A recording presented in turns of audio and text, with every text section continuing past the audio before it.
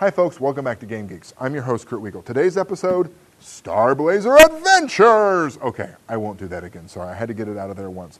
This is, self-titled, the rock and roll space opera adventure game. To be very honest with you, ladies and gentlemen, ever since I've gotten this, I've gone through it and I've been trying to figure out exactly what makes this rock and roll. I mean, beyond the fact that it's a really neat game and it's a great application of the Fate system and that it has a wealth of background available to it, I just don't get why it had to be called rock and roll. I think the original comic line that it was based on was called the Rock and Roll Space Opera Comic, and it just went from there. Either way, what is this game?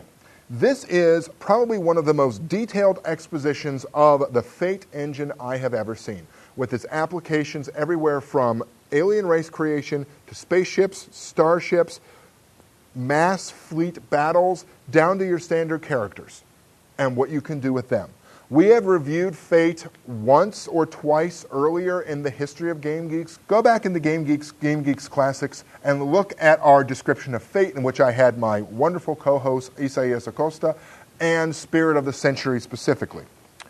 This uses the Fate engine directly, which has everything you come to expect from Fate: aspects, consequences, the success ladder, stunts, and you can use it anywhere in a space opera game you want. I have a friend, well, it was Isaías, who desperately wanted to run Fading Suns using Fate. He thought that that would be the perfect way to do this. And to be honest, this is how you do it. This right here is the best way to do any science fiction in Fate that I have seen yet. It is lavishly illustrated with art from the original comic line.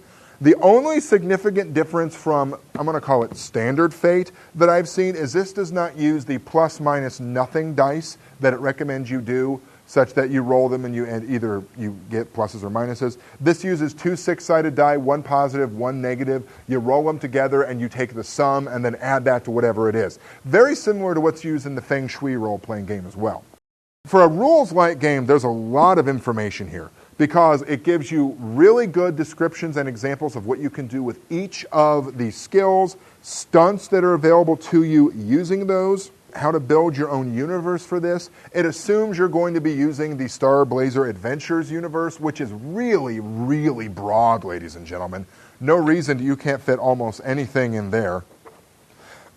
Also, one of the parts I really liked is it gets your characters in collaborative campaign design, so that you can design your own parts of the universes, sectors, systems, and just hand a piece of paper around and have each person put in what they want. That gives automatic buy-in from your players into your game. So, at the back, it gives a whole list of planets for you to visit. What can you do with this game? Honestly, damn near anything you want. You can do almost anything you want in terms of science fiction with this game. It is particularly well suited to space opera and space adventure. With that in mind, could you do Fading Suns? Yes. Battlestar Galactica? I don't know if there's an angst mechanic you can put in here like they had in Battlestar, but sure, why not? Could you do Farscape? Yes. Star Wars? Again, yes. If you like Fate, and I know there's a lot of you out there who do, and I'll be very honest with you, I don't feel like I'm smart enough to get Fate sometimes. I feel like it's a great idea that I just can't quite get my head around, but I've known a lot of people who really, really dig it and who see this as the best way to do a narrative-inspired game. And to you, I say great. Go forth, play Fate. I wish I could understand it. Maybe someday I will.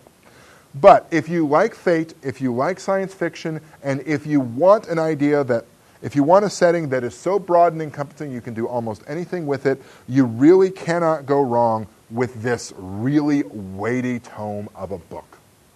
For Game Geeks, I'm your host, Kurt Wiegel. Good day and good gaming.